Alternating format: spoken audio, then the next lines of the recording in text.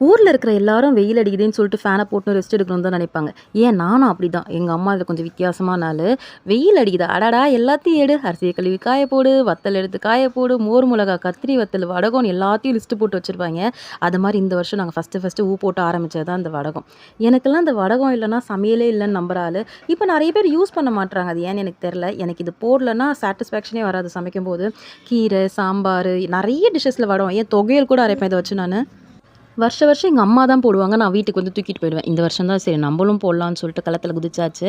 எங்க அம்மா கையில கிடைச்ச எல்லாத்தையும் போட்டுக்கிட்டு இருந்தாங்க. நான் வேடிக்கை தான் பார்த்துட்டு இருந்தேன். "நீ இதெல்லாம் அசெம்பிள் பண்ணி இதெல்லாம் நான் கிண்டி வெயில்ல காய போட்டுக்கிறேன்னு" சொல்லி வேலைய பாதி பாதியா பிரிச்சுக்கிட்டோம்.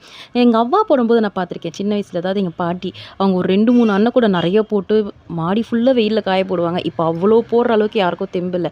போன வருஷமே நாங்க ஒரு டப்பு ஃபுல்லா போட்டோம். இந்த வருஷம் சரி பாதி போதும். ஏற்கனவே போட்டதே இன்னும் ஒரு 6 மாசத்துக்கு வரும்.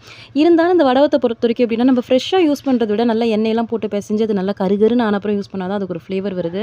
ஆனா, இப்ப கடைகள்லலாம் அத பார்த்தா ஒரு மஞ்ச கலர்லயே விக்கிறாங்க. அத அப்படியே உதுத்து காய போட்டு எடுத்து வச்சுருவாங்களான்னு தெரியல. இந்த வடகம் போடுறதுக்கு முன்னாடி சளி, ஜுரம்லாம் இருந்தா இந்த பக்கமே வந்துரக்கூடாது. சின்ன வெங்காயம் டேஞ்சரஸ் ஃபெல்லோ. எனக்கு இது ஸ்மெல்ல பார்த்தே மூக்கு அடைச்சுக்கிச்சு. சரி இதில அப்படியே கைவிட்டா வேலைக்கு ஆகாதுன்னு நான் ஊருக்கு முன்னாடி கையில க்ளவுஸ் மாட்டிக்கிட்டேன். எங்க அம்மா தான் கிண்டல் பண்ணிட்டு இருந்தாங்க. நான்லாம் கையில க்ளவுஸா போட்டேன். வெறும் கையில தான் கின்னேன்னு. "எம்மா நீ பண்ணு என்னால முடியாதுன்ட்டேன்." நைட்டே இத நல்லா அமுக்கி வச்சுட்டா காலையில நல்லா தண்ணி விட்டுருக்கும். அடியில தண்ணி இருக்கும். சட்டப்படி இத உருண்ட புடிச்சு தான் வைக்கணும். நானும் அமுக்கி கிமுக்கி பார்த்தேன். ஒண்ணும் வேலைக்கு ஆகல. உதுத்து காய போட்டு வந்துட்டேன்.